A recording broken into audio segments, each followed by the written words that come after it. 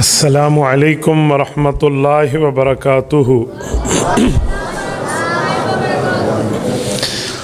الحمد للہ وحدہ والصلاة والسلام علی من لا نبی بعدہ، اما بعد فاعوذ باللہ من الشیطان الرجیم، بسم اللہ الرحمن الرحیم۔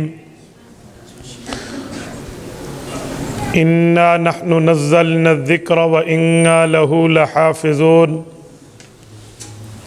عن علی بن ابی طالب رضی اللہ تعالی عنہ قال قال رسول اللہ صلی اللہ علیہ وسلم الا انها ستكون فتنة قلت وما المخرج منها یا رسول اللہ قال کتاب اللہ فيه نبأ ما قبلكم وخبر ما بعدكم وحكم ما بينكم هو الفصل ليس بالهزل من تركه من جبار قسمه الله ومن ابتغى الهدى في غيره أذله الله وهو حبل الله المتين وهو الذكر الحكيم وهو الصراط المستقيم هو الذي لا تزيغ به الأهواء ولا تلتبس به الألسنة ولا يشبع منه العلماء ولا يخلق عن كثرة الرد ولا ينقضي عجائبه هو الذي إذ سمعته الجن حتى قالوا إنا سمعنا قرآنا عجبا يهدي إلى الرشد فآمنا به من قال به صدق ومن عمل به أجر ومن حكم به عدل ومن دعا إليه هدي إلى صراط مستقيم۔ رواه الإمام الهمام الترمذي في جامعه۔ صدق الله العظيم وبلغنا رسوله النبي الأمي الكريم ونحن على ذلك لمن الشاهدين والشاكرين والحمد لله رب العالمين۔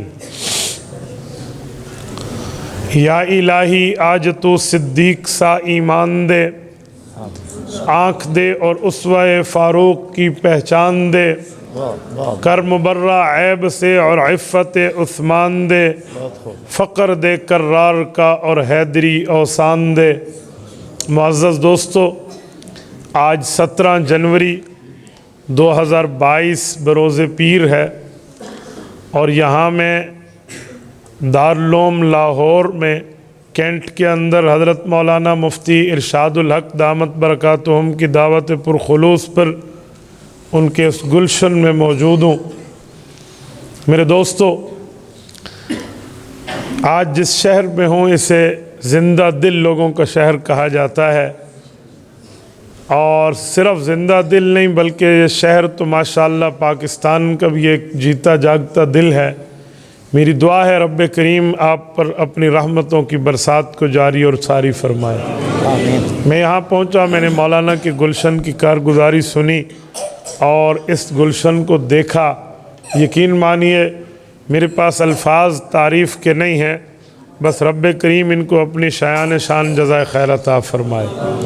میں آپ تمام سامعین سے اور سماعت کرنے والی اسلامی ماؤں، بہنوں، بیٹیوں، سامعات سے کہوں گا، کسی عالم دین کا کسی علاقے میں یوں بیٹھ جانا اس علاقے کے لیے نعمت کبریٰ سے کم نہیں ہے۔ آپ لوگ سب کی قدر کیجئے۔ رب کریم نے آپ کو ان کی شخصیت میں ایک اسلامی دنیا کا ہیرا عطا فرمایا ہے، جس نے چند ہی دنوں میں اور مختصر اور قلیل مدت میں اس عمارت کو آپ کے سامنے ایک ثمردار پھل کی حیثیت دی ہے، ثمردار شجر کی حیثیت دی ہے۔ یہ بہت بڑی بات ہوتی ہے۔ رب کریم ان کے فیض کو عام اور تام فرمائے۔ اللہ شاسدین کے حسد سے بچائے، ساحرین کے سحر سے بچائے، ناظرین کی نظر بد سے بچائے، فتین کے فتنے سے بچائے، سازشی چاہے خفیہ ہو یا اعلانیہ ہو، ہر قسم کی سازش سے محفوظ رکھے۔ میرے دوستو، قرآن کریم کا ختم بھی ہے اور صحیح بخاری کا اختتام بھی ہے۔ میں نے آپ کی خدمت میں ان عنوانات کے ساتھ حالات حاضرہ میں اصلاح معاشرہ کے حوالے سے بھی چند باتیں عرض کرنی ہیں، بس آپ توجہ میری طرف رکھنا۔ میری آنکھوں میں آنکھیں ڈال کر بات سننا، میں انشاءاللہ آپ کا وقت ضائع نہیں ہونے دوں گا۔ میرے دوستو، اللہ رب العزت نے اس مخلوق کو پیدا فرمایا تو اسے تنہا نہیں چھوڑا، بلکہ ہر موقع پہ اس مخلوق کی رہبری کے لیے رب نے اپنے نمائندگان کو بھیجا۔ حضرت آدم علیہ السلام سے لے کر سرور کائنات حضرت محمد مصطفیٰ احمد مجتبیٰ صلی اللہ علیہ وآلہ وسلم تک تمام انبیاء اللہ کے نمائندہ بن کے تشریف لائے۔ انہوں نے اللہ رب العزت کے پیغام کو، اللہ کے احکامات کو، اللہ کی باتوں کو آپ اور ہم تک پہنچایا۔ انبیاء کرام کا یہ سلسلہ امت کی رہنمائی کے لیے ہے۔ اور میرے دوستو، سب سے آخر میں سرور کائنات حضرت محمد مصطفیٰ صلی اللہ علیہ وسلم تشریف لائے۔ حضور پاک کے نام پہ کیا کہنا چاہیے؟ تو میں حسن ظن رکھتا ہوں آپ ایسا کہتے ہوں گے، لیکن آپ حضور کے نام پہ صلی اللہ علیہ وسلم اس انداز میں کہیے تاکہ فرشتے یہ درود لے کر سرور کائنات کی گنبد تک لے جائیں۔ آپ کا یہ عقیدہ ہے یا نہیں ہے؟ ادھر سے درود پڑھیں کون لے جاتے ہیں؟ اور حضور پاک کی قبر پہ پڑھیں تو کون سنتے ہیں؟ آقا خود سنتے ہیں۔ جس کا عقیدہ ہے وہ ہاتھ کھڑا کرے۔ جن کا عقیدہ، میں مجبور نہیں کرتا، جن کا عقیدہ اور نظریہ ہے آقا قبر سے خود سنتے ہیں وہ ہاتھ کھڑا کرے۔ آپ مانتے ہیں حضور پاک اپنی قبر مبارک میں ہمارا وہاں پر پڑھا ہوا درود خود سنتے ہیں نہیں سنتے؟ سنتے ہیں۔ اور ادھر سے فرشتے، تو پھر پڑھیے حضرت محمد صلی اللہ علیہ وآلہ وسلم آخری نبی بن کر تشریف لائے تو حضور پاک پر اللہ کا وہ کتاب اور قرآنی پیغام اترا جس کو آج 1 درجن سے زائد بچوں نے ان علماء، اساتذہ، حفاظ، مجودین کی محنت کی صورت میں اپنے دل میں سجایا ہے۔ یاد رکھیں، یہ وہ اللہ کی کتاب ہے جس میں شک کوئی نہیں ہے۔ اس کی کئی دلیلیں ہو سکتی ہیں۔ میں ایک بات آپ کی خدمت میں رکھتا ہوں، یہ بات سمجھانے کے لیے کہ یہ کتاب اللہ کی کتنی نایاب ہے۔ النشر فی قراءات العشر میں موجود ہے۔ حضور پاک علیہ السلام پہ قرآن اترا۔ قرآن کریم کی آیتیں کئی قسم کی ہیں، کئی اقسام پر مشتمل اللہ کے قرآن کی آیات ہیں۔ آپ کہیں گے کیسے، کون کون سی قسم ہے؟ میرے دوستو، آیت کی کوئی قسم نہاری ہے، کوئی قسم صیفی ہے، کوئی قسم شتائی ہے، کوئی قسم جو ہے وہ لیلی ہے، اور کوئی قسم ارضی ہے، کوئی سماوی ہے، کوئی فضائی ہے، کوئی نومی ہے، کوئی یقظانی ہے، کوئی مکی ہے، کوئی مدنی ہے۔ یہ 10 قسمیں النشر میں موجود ہیں۔ بھئی وجہ کیا ہے؟ یہ حضور پاک علیہ السلام کا اعزاز بتایا جا رہا۔ حضور سے پہلے انبیاء آئے، کتابیں لی، پیغام لیا، جبرائیل آئے، اللہ کی کتاب دی۔ وہ پوری کتاب ایک قسم کی تھی، اس کی 1 سے 2 قسمیں بھی نہیں تھی۔ کتاب حضرت موسیٰ کو ملی، تورات ایک قسم پہ مشتمل کوہ طور پہ دے دی گئی۔ حضرت عیسیٰ کو انجیل ملی، معبد خانے میں دے دی گئی۔ حضرت داؤد کو زبور ملی، چلہ کشی کے بعد دے دی گئی۔ لیکن قرآن ایسے نہیں آیا۔ قرآن کریم آیا، تبارک الذی نزل الفرقان علی عبدہ لیکون للعالمین نذیرا۔ یہ پیغمبر کریم کو ایک اللہ کی طرف سے، ایک رب کائنات کی طرف سے ورلڈ آرڈر کے طور پہ قرآن کریم کے احکام آئے ہیں۔ اس کی قسمیں کئی ہیں، یہ ایک نہیں ہے۔ وہ قسمیں کیا ہیں؟ کوئی قسم نہاری ہے، نہاری کا معنی یہ پیغمبر کریم پر آیت دن میں اتری۔ کوئی قسم لیلی ہے، معنی رات میں اتری۔ کوئی قسم صیفی ہے، معنی یہ گرمی میں اتری۔ کوئی قسم شتائی ہے، معنی یہ سردی میں اتری۔ کوئی قسم نومی ہے، نیند کی ابتدا میں اتری۔ کوئی یقظانی ہے، جاگنے کی حالت میں اتری۔ کوئی آیت ارضی ہے، زمین پہ اتری۔ کوئی فضائی ہے، زمین آسمان کے درمیان میں آئی۔ کوئی سماوی ہے، وہ حضور پاک علیہ السلام پر آسمان پہ آئی۔ کوئی قسم مکی ہے، ہجرت سے پہلے آئی۔ کوئی مدنی ہے، ہجرت کے بعد آئی۔ یہ اتنی اقسام کیوں ہیں؟ شان مصطفیٰ کے اظہار کے لیے اتنی اقسام کیوں ہیں؟ شان مصطفیٰ کے بیان کے لیے اتنی اقسام کیوں ہیں؟ شان مصطفیٰ کو اجاگر کرنے کے لیے کہ پہلے انبیاء کے اوپر کتابیں آئیں، ایک قسم کی کتاب دے دی گئی، لیکن یہ کتاب کئی آیات کی اقسام پہ ہے۔ پتہ چلا پیغمبر کا درجہ اتنا، اگر یہ آیت رات میں آنی ہے، رب نے دن میں نہیں بھیجی، انتظار فرشتوں نے کیا، حضور رات میں آئے تو آیت دی، اگر آیت دن میں آتی تو فرشتے رات ہی دے کر چلے جاتے، جی نہیں، انہوں نے دن کا انتظار کیا۔ رسالت مآب پر قرآن کریم دن میں اترا، حضور پاک زمین پہ تو زمین میں، حضور معراج پہ جاتے وقت زمین و آسمان کے درمیان تو فضا میں، پیغمبر آسمان پہ تو فرشتے آسمان پہ، رسول پاک صلی اللہ علیہ وسلم گرمی میں تو سردی کا انتظار نہیں، حضور سردی میں تو گرمی کا انتظار نہیں، پیغمبر علیہ السلام سونے لگے تو جاگنے کا انتظار نہیں، جاگے ہیں تو سونے کا انتظار نہیں، ہجرت سے پہلے ہیں تو ہجرت کا انتظار نہیں، ہجرت کے بعد ہے تو حضور پاک علیہ السلام پر جہاں ہے وہاں قرآن آیا، بلایا نہیں گیا، رسول اللہ کو طلب نہیں فرمایا گیا، جدھر حضور پاک ادھر قرآن گیا، جدھر حضور پاک ادھر فرشتہ پہنچا، جدھر حضور پاک ادھر وحی آئی۔ یہ میرے پاک پیغمبر پر اللہ نے اس طرح قرآن اتارا۔ اور پھر میں ایک بات مزید کروں، میرے دوستو، یہ کلام اللہ آیا ہے، یہ کلام اللہ کیا ہے؟ میں نے اس کے بارے میں آیت کریمہ پڑھی ہے، رب کریم فرماتے ہیں اِنَّا نَحْنُ نَزَّلْنَا الذِّكْرَ وَإِنَّا لَهُ لَحَافِظُونَ، اتارا ہم نے ہے، حفاظت ہم کر کے دکھائیں گے۔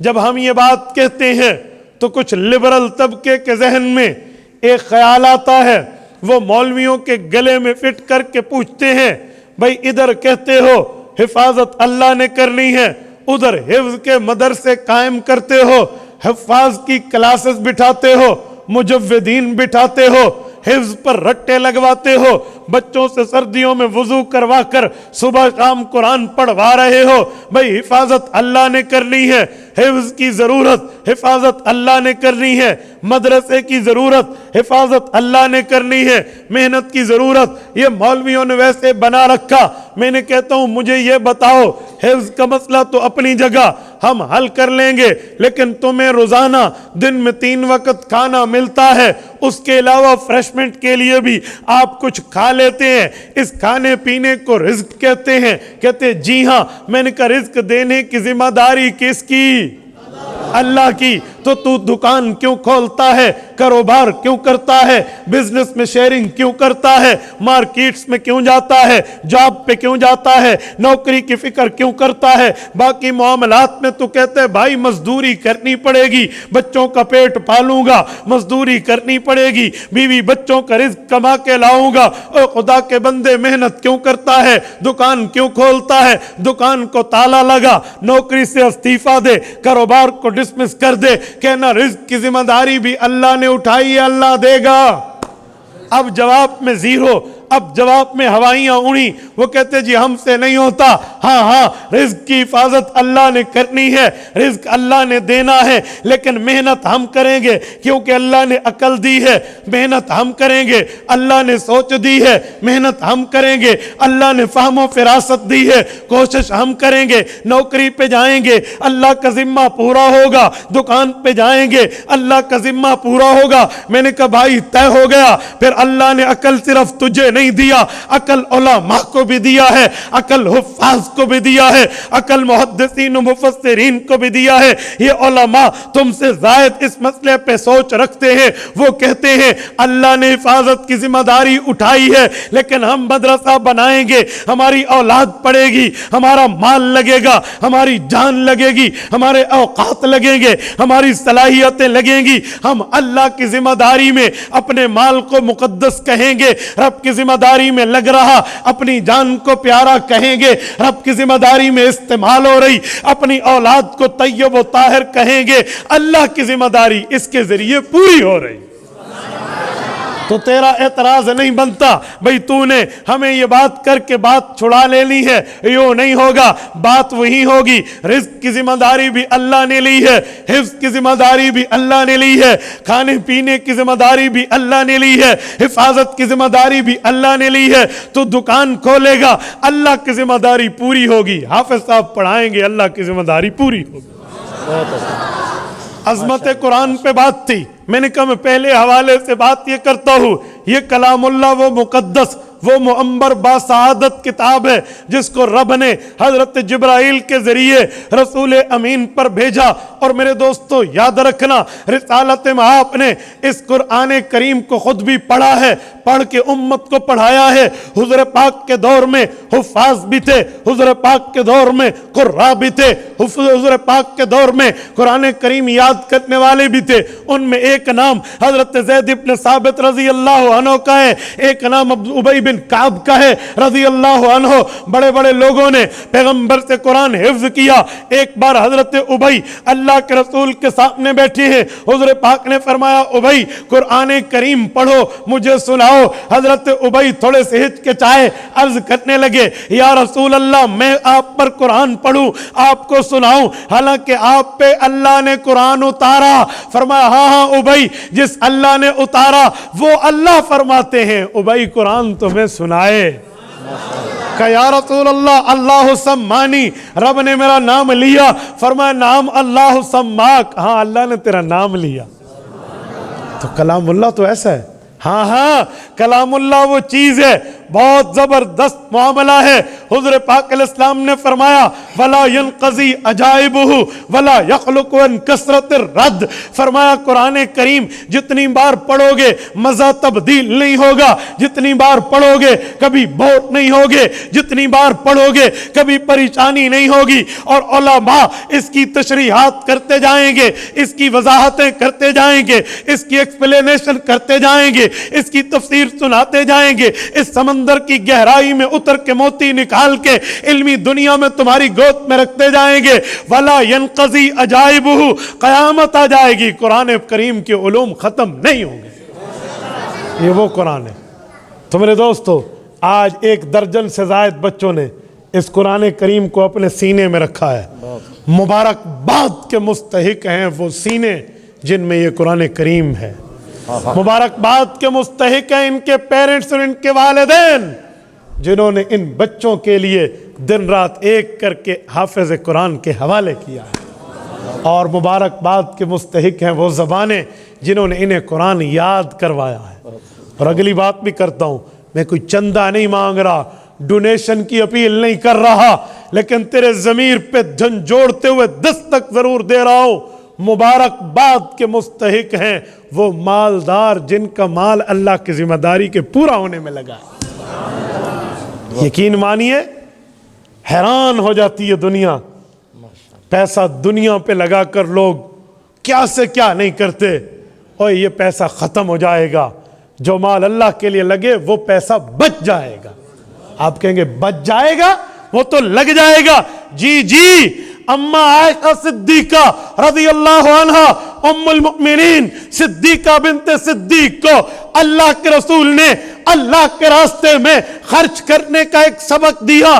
ایک طریقے میں حضور پاک کو ایک بکری تحفے میں ملی، حضور نے ذبح کرائی، گوشت بنوایا، اما عائشہ کے پاس بھجوایا اور فرمایا عائشہ اسے اللہ کے راستے میں دے دو۔ غرباء کو بلایا، حضور باہر بیٹھے، ایک ایک غریب بچہ اندر جا رہا، اپنی ماں سے اللہ کے نام کی چیز لے کر اپنے گھر کو دوڑتا ہوا خوشی کا اظہار کر رہا ہے۔ حضور پاک باہر بیٹھے ہیں، اندازہ لگایا اب بکری تقسیم ہو گئی ہوگی۔ حضور اندر تشریف لائے، پوچھا عائشہ کیا بچا؟ سنو سنو لاہور کے دوستو توجہ رکھنا، عائشہ کیا بچا؟ اس وقت بکری کی ایک دستی بچی تھی، اگلی ٹانگ کو دستی کہتے ہیں، پچھلی ٹانگ کو چوڑی کہتے ہیں، ایک دستی بچی تھی۔ کہ یا رسول اللہ باقی بکری ختم، ایک دستی بچی۔ حضور نے فرمایا نہیں عائشہ، باقی بکری بچی، ایک دستی ختم۔ اماں نے سمجھا حضور پاک میری بات نہیں سمجھ پائے، پھر عرض کیا نہیں نہیں ایسے نہیں ہے یا رسول اللہ، ساری بکری ختم، ایک دستی بچی۔ حضور نے فرمایا نہیں نہیں عائشہ تو سمجھ، ساری بکری بچی، ایک دستی ختم۔ کہا سمجھا بھی پھر آپ دیجئے، کیا مطلب؟ کہ عائشہ جو اللہ کے لیے گیا وہ بچ گیا، قیامت میں ملے گا، جو اپنے لیے رکھا وہ کھا لیا اور کما لیا، گویا وہ بینک بیلنس ہے، وہ ہماری وہاں پر ایک محافظ شدہ جمع شدہ رقم ہے، ہمیں ملنا ہے۔ تو بھائیو مبارکباد کے مستحق ہیں وہ صاحب اموال اور وہ مال جو اس دین پر لگا، یہ بچ گیا، یہ لگا نہیں ہے۔ اور لوگ اپنے پاس جمع کر کے رکھتے ہیں، اللہ کے لیے نہیں دیتے، زکوٰۃ نہیں ہے، صدقہ نہیں ہے، عشر نہیں ہے، باقی چیزیں نہیں ہیں۔ تو قرآن کریم کیا کہتا ہے؟ میں بڑی آسان سی صورت سے آیت پڑھ رہا ہوں، الذی جمع مالا وعددہ یحسب ان مالہ اخلدہ کلا۔ فرمایا الذی، وہ بدنصیب، جمع مالا، جس نے پیسے تو بڑے جمع کیے، اللہ کے لیے نہیں دیا، وعددہ، روز کاؤنٹنگ کی، کیلکولیٹر رکھ کے بیٹھ گیا، عددہ، آج اتنے ہو گئے، آج اتنے ہو گئے، یحسب، اور اس کی فکر یہ ہے، اس کا مائنڈ سیٹ یہ بنا ہے، اس کی ذہنیت یہ ہے، ان مالہ اخلدہ، یہ مال میرے پاس ہمیشہ رہے گا۔ فرمایا کلا، ہرگز نہیں ہو سکتا۔ میرے دوستو، اس لیے مال وہ ہے جو بندہ اللہ کے لیے لگا کے چلا جائے، ورنہ مال کی بات نہیں ہے۔ حضرت علی المرتضیٰ سے کسی نے اپنے سامنے، حضرت علی کے سامنے بیٹھ کے اپنے مال کی تعریفیں کی، اور دین کے بارے میں اس کو اتنی فکر کی بات نہیں تھی، تو حضرت علی المرتضیٰ نے آسمان کی طرف دیکھ کے فرمایا رضینا قسمت الجبار فینا لنا علم وللجہال مال فإن المال فانی ان قریب فإن العلم باقی لا یزال۔ کہ میرے مولا تیرا لاکھ لاکھ شکر، تو نے ہمیں علم دیا، ناواقفوں کو مال دیا، ان کا مال خرچ کرنے سے کم ہوتا ہے، میرا علم خرچ کرنے سے بڑھ جاتا ہے۔ میرے پاس 10 روپے ہوں، میں ہر بندے کو 1-1 روپیہ دوں تو 10 ختم، لاکھ روپے ہوں تو 1-1 بندے کو 1-1 ہزار دوں، 100 میں ختم۔ اگر میرے پاس 100 مسئلے ہوں، میں 1-1 بندے کو 1-1 بھی بتاؤں تو وہ بڑھ جائے گا۔ فَإِنَّ الْعِلْمَ بَاقِي لَا يَزَالُ، کہ میرا مال جو علم کی شکل میں ہے وہ خرچ کرنے سے بڑھتا ہے۔ اور حضرت علی نے فرمایا اے اللہ کے بندے، مال پہ اترا رہا ہے، تیرے مال کی حفاظت تجھے کرنی پڑتی ہے، اور میرا علم میرا محافظ ہے۔ میرے دوستو خود اندازہ لگاؤ۔ تو اسی لیے یہ پہلی سلامی تو میں نے ان بچوں کو پیش کی۔ دوسری بات ختم بخاری ہے، آؤ ذرا پیغمبر کریم کی حدیث پاک کے بارے میں بھی یہ 2-4 باتیں حیثیت کی سن لو۔ حدیث کسے کہتے ہیں؟ حدیث پیغمبر کے اس فرمان کو کہتے ہیں جس کو اللہ نے آسمان سے اتارا ہے۔ میں ایک بار پھر کہہ رہا ہوں، شاید کوئی اونگ رہا ہو، حدیث پیغمبر کے اس فرمان کو کہتے ہیں جس کو اللہ نے آسمان سے اتارا ہو۔ دلیل سورت نمبر 4 سورت نساء آیت نمبر 113، خود رب فرماتے ہیں میں نے حدیث آسمان سے اتاری۔ وَأَنزَلَ اللَّهُ عَلَيْكَ الْكِتَابَ وَالْحِكْمَةَ، محبوبم آپ پہ قرآن بھی اترا ہے، حدیث بھی اتری ہے۔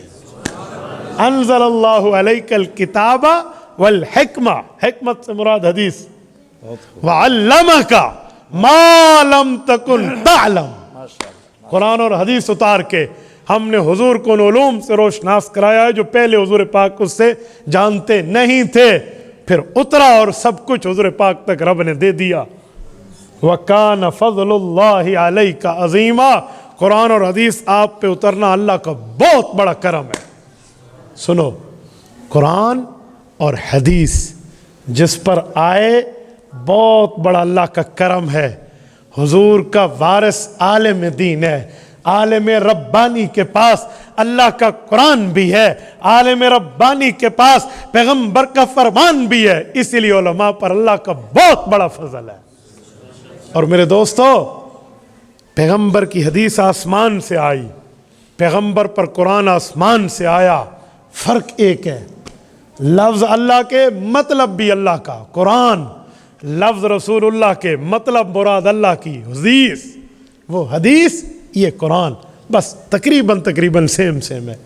اور میں حدیث کی عظمت پر لوگوں سے پوچھتا رہتا ہوں، آپ سے بھی پوچھ لیتا ہوں، آپ تو زندہ دل شہر کے لوگ ہو، بتاؤ ہم نماز میں قرآن پڑھتے ہیں یا حدیث پڑھتے ہیں؟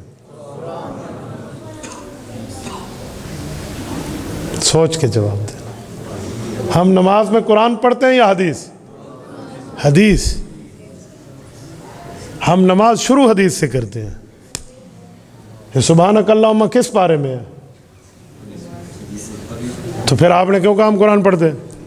قرآن سے زیادہ عام بندہ 4 رکعت میں حدیث سے زیادہ پڑھ لیتا ہے۔ عام طور پہ 4 رکعتیں یا 2 رکعتیں آپ پڑھیں، آپ قرآن سے زیادہ حدیث، 1 درجن سے زائد حدیثیں ہم نماز میں پڑھتے ہیں، 1 درجن سے زائد۔ آؤ ذرا گن لو، آپ نے اللہ اکبر کیا، سبحانک اللہم بحمدک تبارک اسمک وتعالی جدک ولا الہ غیرک، قرآن کریم کے کسی پارے میں نہیں ہے، پیغمبر کی حدیث ہے، پہلی حدیث۔ اس کے بعد ہم نے اعوذ باللہ من الشیطان الرجیم پڑھا، یہ قرآن کریم میں نہیں ہے، یہ حدیث میں ہے۔ قرآن میں حکم تعوذ ہے، فَإِذَا قَرَأْتَ الْقُرْآنَ فَاسْتَعِذْ بِاللَّهِ، حکم تعوذ ہے، لفظ تعوذ نہیں ہے۔ تعوذ اعوذ باللہ والے لفظ قرآن کریم میں اکٹھے نہیں ہیں، حکم ہے۔ اعوذ باللہ من الشیطان الرجیم حدیث ہے، دوسری حدیث۔ پھر ہم بسم اللہ پڑھتے ہیں، چلو یہ آیت ہے، اِنَّهُ مِن سُلَيْمَانَ وَإِنَّهُ بسم اللہ الرحمن الرحیم۔ اس کے بعد ہم سورۃ الفاتحہ پڑھتے ہیں، یہ قرآن کریم ہے۔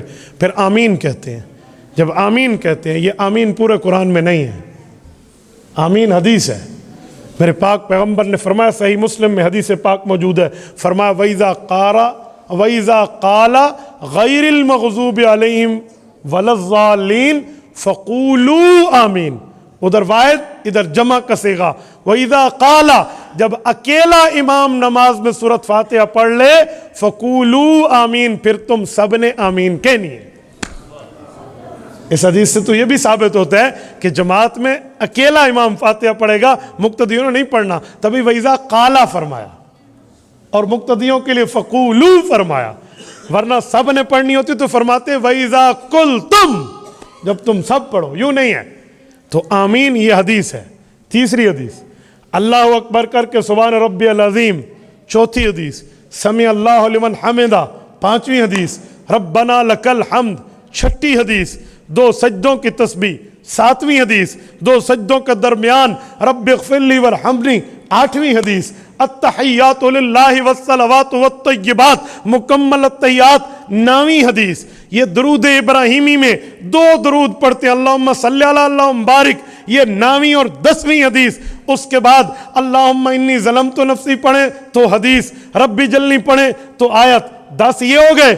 ایک طرف سلام پھیرا 11، دوسری طرف سلام پھیرا 12، یہ 1 درجن حدیثیں ہم نماز میں پڑھتے ہیں۔ آپ نے کہا ہم حدیث نماز میں نہیں پڑھتے، اب بتاؤ ہم نماز میں قرآن پڑھتے ہیں یا حدیث؟ دونوں ہوئے اللہ کے بندے۔ ہاں جزاک اللہ، ٹھیک ہو گیا۔ اسی لیے تو میں نے آپ سے جواب لیا ہے۔ میں بعضوں کا توجہ لسن بیٹا، میری بات سنو۔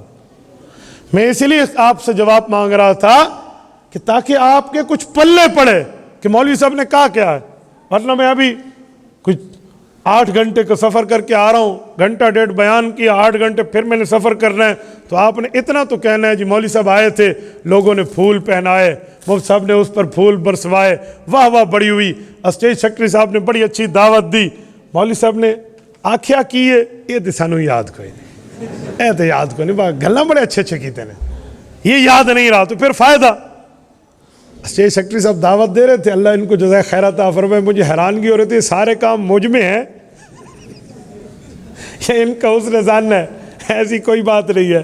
یقین مانے خوبصورتی دیکھنے والے کی آنکھ میں ہوتی ہے، یہ نہیں ہے کہ بندے نے ایسے کیا ہے۔ آج ہم جو کچھ ہے نا وہ خالصتاً اللہ کے فضل سے، رب چاہے ایک مجمع میں سے کسی کو اٹھا کر کام لے لے، اس کے لیے کوئی ٹھپا مفتی عبدالواحد قریشی پہ نہیں لگا۔ ہاں ہم اللہ کے لیے بولیں گے، رسول اللہ کے لیے بولیں گے، صحابہ کی عظمت کے لیے بولیں گے، اہل بیت کی عصمت کے لیے بولیں گے، رب کریم ہم سے بھی کام لے لے گا۔ اور کوئی اور بولے گا، اللہ اس سے بھی کام لے لے گا۔ اس لیے اس قسم پر کوئی 30 31 32 مارخان ہونے کی ضرورت نہیں ہے۔ میں کہتا ہوں سنو، پین کی بات نہیں ہوتی، خوبصورتی لکھنے والے کی ہاتھ میں ہوتی ہے۔ بہت خوب۔ یہ ہمارا کمال کوئی نہیں ہے، یہ میرے مولا کا فضل ہے، یہ اللہ کا کرم ہے۔ یقین مانے آج آپ نے ہمیں کرسیاں لگا کر دی ہیں، کیوں؟ ہم کوئی بڑی ماں کے بیٹے ہیں، ساڑھے منہ تے پیپٹ باندھیں مولوی صاحب، کیوں کرسیاں لا لیتے ہیں؟ وجہ صرف یہ ہے کہ دو نسبت علم کے جڑے ہوئے ہیں۔ آج آپ بھی ان علوم سے جڑ جاؤ، دنیا آپ کو بھی سلام کرے گی۔ کیا بات، اصل بات یہ ہوتی ہے، اس پر کوئی اپنی ذاتی بات نہیں ہو۔ رب جانتا ہے، حقیقتاً اللہ جانتا ہے۔ میں بعض اوقات استغفار شروع کر دیتا ہوں اس طرح کی باتیں سن کے کہ یہ کہیں شیطان دل میں ڈال نہ دے کہ یار یہ تیری وجہ سے۔ یہ تعلی بڑی چیز ہے۔ حقیقت میں اس ممبر پہ بیٹھنے والا بہت کم بچتا ہے، ورنہ تو شیطان حملہ آور ہو جائے کہ سارا کام ہماری وجہ سے، بتاؤ کیا ہوگا۔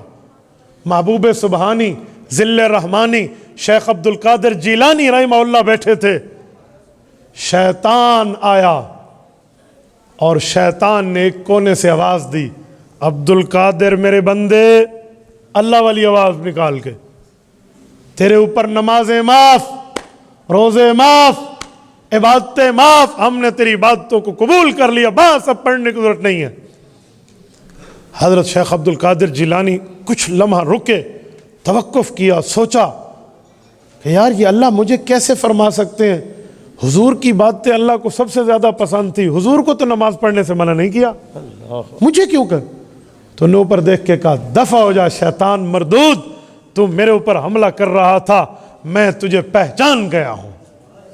سنو شیطان کے پاس کتنی نورانی داؤ ہے۔ اس نے سائیڈ بدلی، آواز بدلی، لہجہ بدلا، طرز بدلی، ایک اور کونے سے آواز دی، شاباش میرے بندے عبد القادر، تجھے تیرے علم نے بچا لیا ہے۔ واقعی یہ شیطان مردود کی آواز تھی۔ عبد القادر جیلانی رحمہ اللہ نے پھر سوچا کہ یہ پھر شیطانی وار ہے، کوئی ظالم تو بھی دفع ہو جا، شیطانی آواز ہے، مجھے میرے علم نے نہیں اللہ نے بچایا ہے۔ بھائی شیطانی داؤں کو توڑنا بہت مشکل ہو جاتا ہے، بہت مشکل ہو جاتا ہے۔ تو میرے دوستو، میں حدیث کی عظمت پر بات کر رہا تھا۔ ہم نماز شروع حضور کی حدیث سے کرتے ہیں، ٹھیک ہے، ختم نماز حضور کی حدیث پہ کرتے ہیں۔ سبحانک اللہم حدیث، السلام علیکم ورحمۃ اللہ حدیث۔ تو پیغمبر کی حدیث کی اتنی اہمیت ہے۔ اور آؤ میں ایک حدیث پر مزید بات بھی کرتا ہوں۔ یہ جو کچھ لوگ پیغمبر کی حدیث کو ضعیف کہہ کر اپنے دل کی بغض کی بیماری کا اظہار کرتے ہیں، میں انہیں شمس المفسرین علامہ شمس الحق افغانی رحمہ اللہ کا قول پیش کر رہا ہوں۔ نکات افغانی میں علامہ افغانی لکھتے ہیں، لوگوں پیغمبر کی حدیث کا مقام اتنا ہے، مرتبہ اتنا ہے کہ کوئی حدیث کا انکار کرے اللہ اسے فرعون بنا کر غرق کر دیتا ہے۔ کہتے ہیں ثبوت، او ثبوت سنو، وَأَغْرَقْنَا آلَ فِرْعَوْنَ وَأَنْتُمْ تَنْظُرُونَ، اس کی شرح میں لکھتے ہیں کہ جب فرعون غرق ہوا، فَغَشْيَهُمْ مِنَ الْيَمِّ مَا غَشْيَهُمْ، فرعون ڈوبا، فرعون مرا، فرعون تحت غصتیہ ناس و ذلیل و خوار ہوا۔ تو کیوں ہوا؟ تورات تو ابھی اتری نہیں تھی، تورات فرعون کے غرق ہونے کے بعد اتری ہے۔ تورات فرعون نے نہیں دیکھی تھی، اللہ کی کتاب جو حضرت موسیٰ پہ اتری فرعون نے پڑھی نہیں تھی، سنی نہیں تھی، چھوا نہیں تھا، زیارت نہیں کی تھی، دیکھا نہیں تھا، وہ انکار کیسے کرتا؟ تو کیوں غرق ہوا؟ حدیث موسیٰ کے انکار کی وجہ سے فرعون غرق ہوا۔ تو پتہ چلا پیغمبر کی حدیث کی اتنی اہمیت ہے، اتنی ویلیو ہے، اتنا مرتبہ رتبہ ہے کہ اس کے انکاری کو اللہ فرعون بنا دیتے ہیں۔ یہ نہ سمجھو بھئی یہ تو حدیث ہے، بھئی حدیث پیغمبر کی، حدیث رسول اللہ کی، دو نبیوں کی حدیثوں کا انکار کیا فرعون نے، حضرت ہارون اور حضرت موسیٰ کی، ان دو حدیثوں کے انکار پر رب نے فرعون بنا دی۔ اللہ پاک ہمیں حدیث کی قدر کی توفیق عطا فرمائے۔ تو میرے دوستو، ختم البخاری یہ حدیث پاک کی سیاستہ میں نصاب کے لحاظ سے آخری کتاب ہے جو آج یہاں پڑھائی گئی اور مکمل ہوئی، تو اس کی تکمیل ہے۔ اور سنو، صحیح بخاری وہ مقدس کتاب ہے، اس مقدس بزرگ نے لکھی ہے جس کو اپنے بڑوں کا احترام کرنا آتا تھا۔ میں جو سمجھانے لگا ہوں شاید آپ کا دماغ وہاں نہ پہنچا ہو۔ یہ کیوں کہہ رہا ہوں؟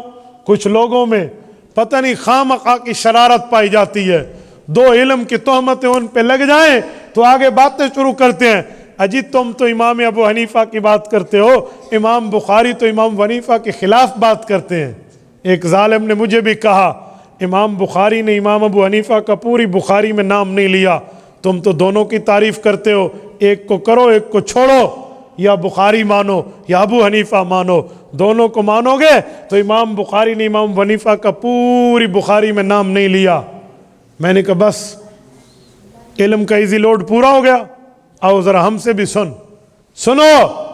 امام بخاری رحمہ اللہ کس کے ماننے والے ہیں؟ کہتے ہیں دو روایتیں ہیں، یا تو مجتہد ہیں یا امام شافعی کے مقلد ہیں۔ تو میں نے کہا امام شافعی رحمہ اللہ امام بخاری کے بھی امام ہوئے؟ جی ہاں، طبقات شافعیہ میں یہی لکھا ہے۔ میں نے کہا ٹھیک ہو گیا، امام شافعی جس امام کو فالو کرتے ہیں، جس امام کی امام بخاری جس امام کو فالو کرتے ہیں امام شافعی، کیا انہوں نے اپنے امام کا نام بھی بخاری میں لیا ہے؟ کہتے ہیں نہیں۔ تو میں نے کہا پھر کیا کہے گا؟ امام بخاری اپنے امام کا بھی منکر تھا؟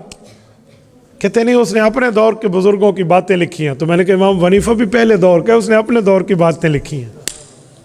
اور اگر یہی بات ہے، آؤ میں پیش کر رہا ہوں۔ صحیح بخاری کھولی ہے، امام بخاری نے بخاری شروع کی ہے امام ابو حنیفہ کے شاگردوں سے شروع کی ہے، بخاری ختم کی ہے امام ابو حنیفہ کے علاقے والے شاگرد علماء پہ ختم کی ہے۔ امام بخاری کی صحیح بخاری پہلا باب کھولیے، باب کیف کان بدء الوحی الی رسول اللہ صلی اللہ علیہ وسلم کھولیے، وبہ قال حدثنا الحمیدی قال حدثنا سفیان کھولیے، پہلا راوی امام بخاری امام حمیدی لائے ہیں۔ حمیدی کون ہے؟ حاشیے میں ہے ہوا عبداللہ ابن زبیر المکی، یہ عبداللہ ابن زبیر مکی ہے۔ امام بخاری رحمہ اللہ اس شخص سے روایت لائے ہیں، یہ عبداللہ ابن زبیر مکی حمیدی شاگرد ہیں امام عبد الرزاق ابن الحمام الصنعائی الیمنی کے، صاحب مصنف عبد الرزاق کے، اور وہ شاگرد ہیں امام اعظم ابو حنیفہ کے۔ امام بخاری نے شروع بخاری ابو حنیفہ کے شاگرد سے کی ہے، اور امام بخاری نے صحیح بخاری کو ختم کیا ہے۔ او آخری باب کھول لیجئے، کتاب التوحید والرد علی الجہمیہ، صحیح بخاری کا آخری چپٹر کتاب التوحید، اس کا باب نمبر 93، آخری باب ونزع الموازین القسط لیوم القیامہ وان اعمال بنی آدم وقولہم یوزن۔ اس باب کو اٹھائیے، امام بخاری حضرت ابو ہریرہ رضی اللہ عنہ کی مرفوع اور صحیح روایت لائے ہیں، سبحان اللہ وبحمدہ سبحان اللہ العظیم کی فضیلت لائے ہیں۔ تو 4 روات امتی وہ لائے جو صحابی تک پہنچے۔ امام بخاری کہتے ہیں وبہ قال حدثنا احمد بن اشکاب قال حدثنا محمد بن فضیل عن عمارة بن القعقاع عن ابی زرعہ عن ابی ہریرہ رضی اللہ تعالی عنہم قال قال النبی صلی اللہ علیہ وسلم۔ پھر حدیث لائے امام بخاری حضرت ابو ہریرہ تک جاتے ہوئے 4 محدث لائے، احمد بن اشکاب، محمد بن فضیل، عمارة بن القعقاع، ابو زرعہ جس کا نام حرم ہے۔ یہ 4 محدث کون ہیں؟ اٹھائیے الکواکب الدراری جسے حاشیہ کرمانی کہتے ہیں، 25ویں جلد میں امام کرمانی کہتے ہیں فی لطائف الاول 4 کلہم کوفیون کا، اس میں بڑے بڑے علمی نکتے ہیں۔ پہلا نکتہ یہ ہے، اس آخری حدیث کے 4 محدث امام ابو حنیفہ کے پڑوسی ہیں۔ بات کرتے ہو کہ امام بخاری کی امام ابو حنیفہ سے بنتی نہیں تھی۔ میں سناتا رہتا ہوں، میرا ایک علاقے میں ٹیکسلا کے قریب جانا ہوا تو وہاں کالج کے 3-4 لڑکے آ گئے، جی ہم نے بات کرنی ہے، باتیں یہی شروع کی کہ امام بخاری کا اتنا بڑا رتبہ، اس پہ پھر امام ابو حنیفہ کے خلاف بات۔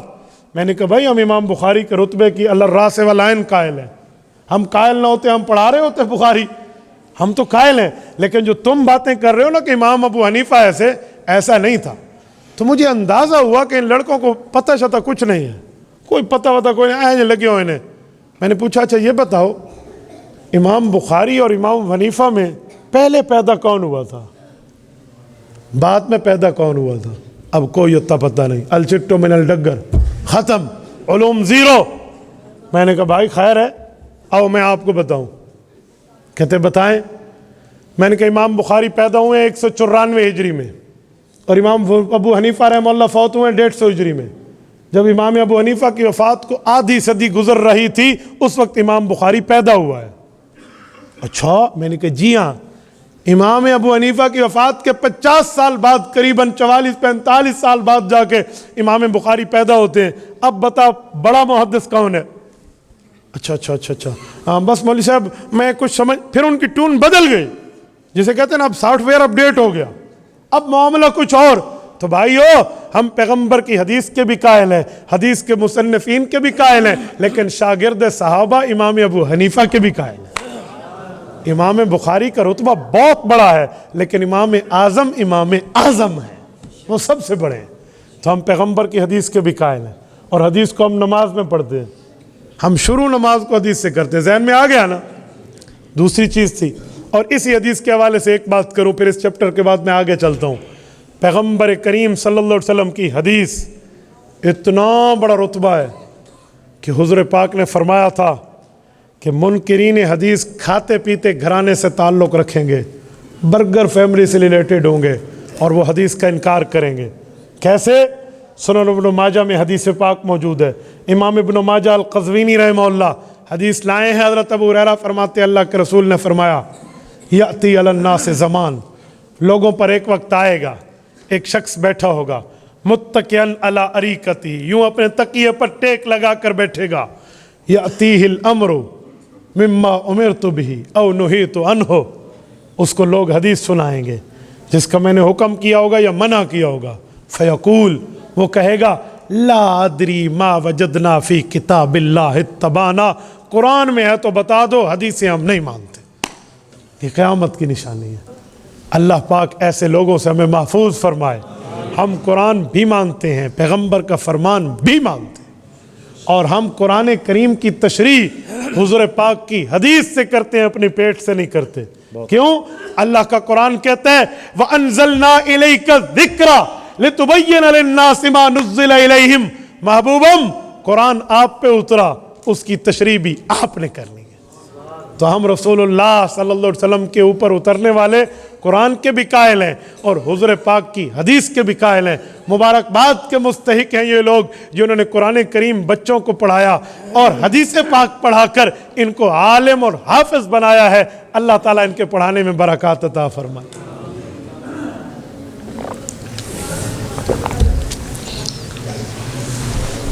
اس عنوان کے بعد میں ایک بات آپ عوام کے دروازے پہ دستک دیتے ہوئے کہوں گا، اللہ کے لیے لوگوں خالی بات سن کے واہ واہ نہ کیا کرو، عمل میں بھی کچھ لایا کرو، اپنے اندر بھی کچھ ہونا چاہیے۔ وہ کیا ہے؟ آج کل مسئلے تو سارے سنتے ہیں، لیکن حقوق اللہ کے معاملے میں سارے خوش، حقوق العباد کے معاملے میں زیرو۔ مثلا بندہ کسی کا مال کھا گیا، کسی سے قرضہ لیا تو کھا گیا، کسی کے حق کو کھا گیا، والد فوت ہوا تو بہنوں کا حق کھا گیا، شادی ہوئی تو بیویوں کا حق کھا گیا، حق مہر کھا گیا، بیٹیوں کے حقوق کھا لیے، اور اس کے بعد اگلی صف میں اللہ اکبر۔ اور میرے بھائی نماز اپنی جگہ، لیکن حقوق کی پوچھ تجھ سے بھی ہوگی۔ یہ نہ سمجھ میں حج کر کے، میں روزے رکھ کے، میں لوگوں کو تو 4 روپے صدقات کے دے کر حقوق سے عہدہ برا ہو جاؤں گا، جی نہیں۔ حقوق کے معاملات حقوق کے ہیں، اور یاد رکھیں حقوق میں آج کل والدین کے حقوق ہیں، اولاد کے حقوق ہیں، بیوی کے حقوق ہیں، بہن بھائی کے حقوق ہیں، ان سب کے حقوق بندے کو ادا کرنے ہوں گے۔ اور نہیں تو حدیث پاک میں ہے اللہ تمہیں شقی محروم نہ بنائے۔ صحابہ نے پوچھا یا رسول اللہ شقی محروم کون؟ فرمایا وہ نیک آدمی جو نیکیوں کے انبار لے کر آئے گا لیکن پل صراط پہ ٹھہرے گا تو اس سے حقوق کے مطالبات ہوں گے، یہ حق بھی کھایا تھا، یہ بھی کھایا تھا، یہ بھی کھایا تھا۔ نیکیاں جاتی رہیں گی حتیٰ کہ نیکیوں کا پلڑا اس کا خالی ہو جائے گا، پھر بھی اس کے حقوق اس پر برقرار رہیں گے، پھر لوگوں کے گناہ اٹھا کر اس کے سر لگائے جائیں گے، اور یہ اپنی کی ہوئی نیکی کو دوسروں کے نامہ اعمال میں دیکھ کر روتا بیٹھا ہوگا، اور یہ جہنم جا رہا ہوگا، باقی جنت جا رہے ہوں گے۔ یہ ہے شقی محروم۔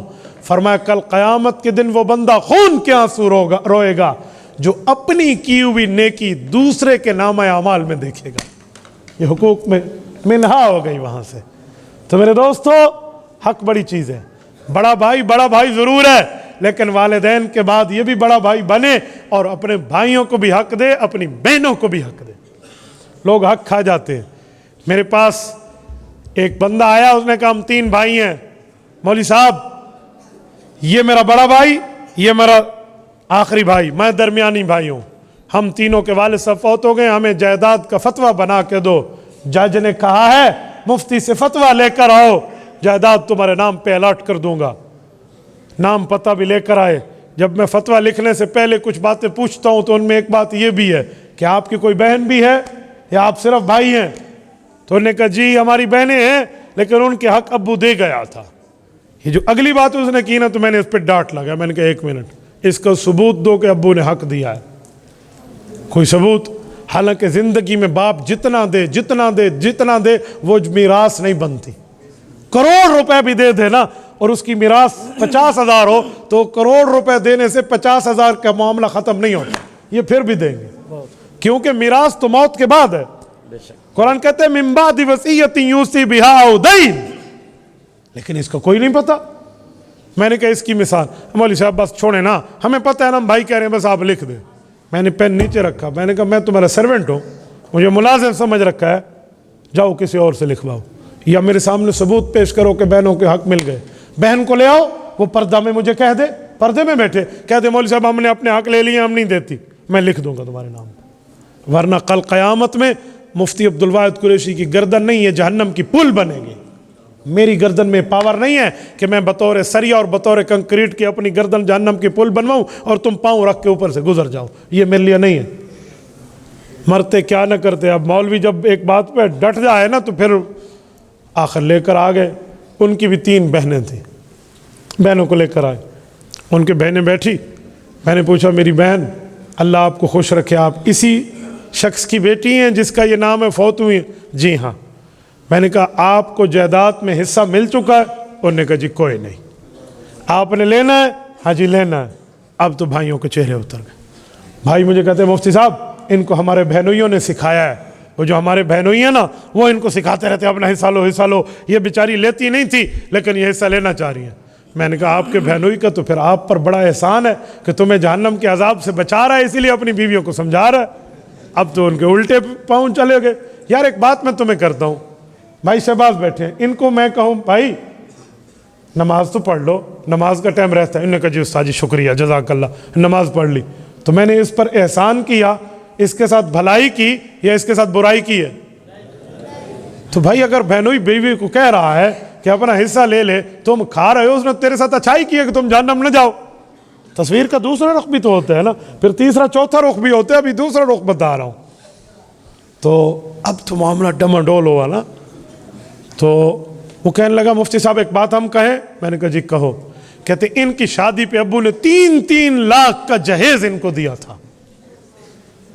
پرانی شادی ہوئی تھی، اس زمانے میں 3 لاکھ بڑی بات ہوتی تھی، 3 لاکھ کا جہیز دیا تھا۔ تو میں نے بہنوں سے کہا لیا تھا؟ انہوں نے کہا جی دیا تھا۔ میں سمجھ گیا، ان میں ایک بہن عالمہ بھی تھی، اس نے ایک لفظ بولا میں سمجھ گیا۔ انہوں نے کہا مفتی صاحب جہیز میراث میں کنورٹ ہو سکتا ہے؟ مجھے سمجھ آ گیا کہ وہ مولویانی غلط ٹھیک کی تھی ہے نا۔ تو میں نے ان کے بھائی کو کہا کہ آپ بھی شادی شدہ ہیں؟ جی ہاں۔ میں نے کہا آپ کے ابو نے کوئی آپ پہ بھی خرچہ کیا تھا؟ تو بہنیں بول اٹھی، انہوں نے کہا جی ہاں ابو نے سب سے زیادہ خرچہ ان بھائیوں کی شادی پہ کیا تھا، ان پر تو 5 لاکھ لگے، ہم پہ تو 3 لگے۔ میں نے کہا بہن بھائیوں دونوں میری بات سنو، ابو تمہارے اوپر بھی خرچہ کر گئے، ان پر بھی خرچہ کر گئے، اگر خرچہ کرنے سے میراث جاتی ہے تو تم دونوں کے حصے گئے، یہ میراث مدرسے میں جمع کرا دو، مولویوں نے دے دو۔ اب تو سمجھ آ گئی نا؟ تو میں نے کہا بھائی حق دونوں کا بنتا ہے، میں فتویٰ دونوں کو لکھوں گا، اکیلا نہیں لکھتا۔ تو میرے دوستو آج یہ حال ہے۔ حدیث پاک ہے صحیح بخاری میں، اللہ کے رسول نے فرمایا من اخذ شبرا من الارض بغیر حق یطوق اللہ یوم القیامت 7 ارضین۔ کہے لوگو اگر تم نے ایک بالشت زمین، ایک بالشت کو پنجابی میں کیا کہتے ہیں؟ گٹھ، ٹھیک ہے؟ یہ ایک گٹھ زمین جو 9 انچ بنتا ہے، یہ 1 فٹ بھی نہیں بنتا، میرے خیال میں 9 انچ ہی بنتا ہے، 3 اگر ملا لیں تو۔ ان 9 انچ زمین تم نے کسی کی ہتھیا لی، تمہارا حق نہیں بنتا تھا اور تم نے دبا لی یہ زمین، تو اللہ 7 زمینوں کو توق بنا کر قیامت میں گلے میں ڈال دے گا۔ تو اندازہ لگاؤ اس طرح حقوق کھائے ہوئے ہیں لوگوں نے۔ تو بھائی اسی لیے اللہ کے لیے اگر کسی نے حق دینا ہے تو آج سے دینا شروع کر دے، کل قیامت میں یہ نیکی دینا بہت مہنگا ہوگا۔ آج دے لو، آج بہت سستی ہے، آج دے لو کچھ نہیں ہوتا۔ اور کچھ وہ ہیں جو بہن حصہ مانگ لے، اللہ معاف، یہ حال ہوتا ہے، مرجی اس کے ساتھ ختم کر دیتے۔ یہ تو حصہ مانگ دی ہے تو بھائی اس کو اللہ رسول نے حق دیا، وہ نہیں مانگے گی۔ کبھی تو نے حق چھوڑا ہے بہن کے حق میں؟ نہ بھائیوں پر ٹھپا لگا ہوا ہے بھی یہ حصہ لیں گے بہنوں کا کھا جائیں گے، یہ کہاں ہے؟ اور ایسا ظلم کہ اس کے ساتھ معاملات ختم ہو گئے۔ آپ بہت زیادتی کر رہے ہیں اگر یہی بات ہے تو۔ دونوں کے حق ہیں، دونوں ایک ماں باپ کی اولاد ہیں، آپ کو دینا ہوگا۔ اور یہ نہیں ہے کہ بھائی اچھا پھر ایک مسئلہ اور ہے، پتہ وہ کیا ہے؟ والد فوت ہو گیا، بڑا بھائی کاروبار کر رہا تھا، ابو کے بنائے ہوئے کاروبار میں وہ چلا رہا تھا، لاکھوں کروڑوں میں کاروبار پہنچ گیا۔ اب کیا کہیں گے؟ جب ابو فوت ہوا تھا نا تو اس وقت 10 لاکھ کا اماؤنٹ تھا، آج تو 2 کروڑ ہے، لہذا اس 10 لاکھ میں جو بہنوں کا حصہ بنتا ہے دے دو۔ اے خدا کے بندے، اگر ایک فرق تو نے کر لیا ہوتا تو یہ بات ٹھیک تھی، وہ فرق تم نے نہیں کیا۔ وہ فرق کیا تھا؟ جب ابو فوت ہوا فوراً حصے ممتاز کر دیتے، تیرا اتنا حصہ، تیرا اتنا، تیرا اتنا، تیرا اتنا۔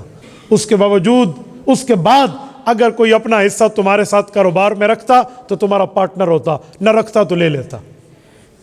اب جب سب کے مشترکہ حصے رہے، تم نے علیحدہ نہیں کیے، ان کو حصے نہیں دیے، اور وہ 10 لاکھ کا کاروبار آج 2 کروڑ کا ہو گیا ہے، تو بہن بھائی سارے، جس نے محنت کی یا جو گھر بیٹھا رہا، سارے اس 2 کروڑ میں شریک ہیں۔ یہ نہیں کہہ سکتے تم کہ میں محنت کر رہا تھا اور وہ گھر بیٹھا تھا۔ پہلے دن تو اس کو تقسیم کر لیتا نا، تو نے کیوں نہیں کیا؟ اس وقت اتنی محبت ہوتی ہے کہ ابھی تو ہمارے باپ کی قبر کی مٹی خشک نہیں ہوئی اور تم کہتے ہو ہم حصے جدا کر لیں، اور 2 سال بعد ایسی لڑائیاں پڑ جاتی ہیں، کہتے ہیں میں اس کی بوتھی بھی نہیں دیکھنی، میں نے اس کی شکل بھی نہیں دیکھنی۔ اب وہ محبتیں کہاں گئی؟ بھائی اسلام کا حق ہے، پہلے ہی آپ کر لیتے۔ اور کچھ لوگ بیویوں کے حقوق کھا جاتے ہیں۔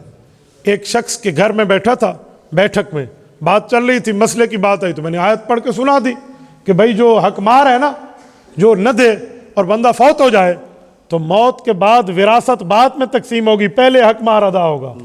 آپ پوچھ لیں علماء سے، قرآن کہتے ہیں من بعد وصیۃ یوصی بہا او دین، پہلے دین، پہلے قرض ادا ہوگا، اور قرض میں حق مہر ہے۔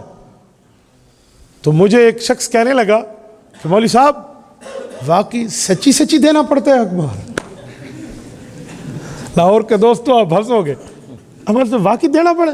میں تو سمجھا کاغذی کروائی ہے بھائی، مولوی صاحب نے لکھ دینا تھا، دستخط کر دینے نے، سچی دینا پڑتا ہے؟ میں نے کہا جی دینا پڑتا ہے۔ اب وہ بندہ نانا بھی ہے اور دادا بھی ہے، اس کے جو بیٹے بیٹھے ہوئے تھے نا، ان نے بٹوے کو ایسے ہاتھ لگا، اس نے کہا ابا ہم سے لے کر اماں کو حق دے دے، خدا کا نام من، اب تو ہماری اولادیں بھی آگے بڑی ہو گئی ہیں۔ میں نے کہا نہیں میں نے دیا تھا، ادھر ادھر کر کے اس نے جان چھڑائی۔ اب آپ بتاؤ یہ حال ہو جہاں تو کیا کرو گے آپ؟ اور کچھ لوگ بیویوں سے حق مار معاف کراتے ہیں، صحیح طریقے سے معاف کراؤ تو معاف ہوتا ہے، غلط طریقے سے معاف نہیں ہوتا۔ غلط طریقہ کیا ہے اور صحیح کیا ہے دونوں سناتا ہوں۔ غلط طریقہ کیا؟ معاف کر دو، جی معاف ہے، معاف ہے، معاف ہے، اسے پتہ ہی نہیں ہے میرا کتنا حق مار ہے، کیا ہے، کیا لینا، کیا دینا، حق مار ہوتا کیا ہے، وہ بیچاری یہ سمجھ رہی ہے وہ معاف کے لیے ہوتا ہے۔ اس طرح معاف نہیں ہوتا۔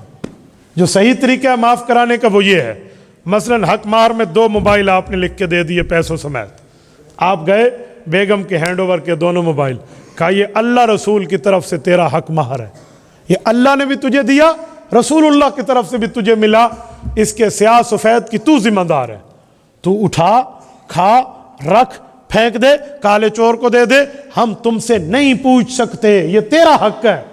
اس کے بعد بیوی اٹھا کر تمہیں دے دے، واپس کر دے تو معاف ہوتا ہے۔ مجھے ایک شخص نے کہا مولوی صاحب اگر یوں معاف کرایا تو پھر اس نہیں دینا، یوں دیا تو پھر اس نے نہیں دینا۔ میں نے کہا جب نہیں دینا تو معاف کیوں کراتا ہے، تو معاف کیوں کرا رہے؟ تو بھائی یہ بھی حقوق ہے نا، تو اس پہ بھی دیکھنا پڑتا ہے کہ معاملہ چلے کیسے اور معاملہ ہو کیسے اور بات بنے کیسے۔ یہ چھوٹی چھوٹی چیزیں ہوتی ہیں، یہ سمجھنے کی چیزیں ہیں، یہ آپ علماء سے بیٹھو گے، پوچھو گے ان سے، یہ آپ کو بتائیں گے۔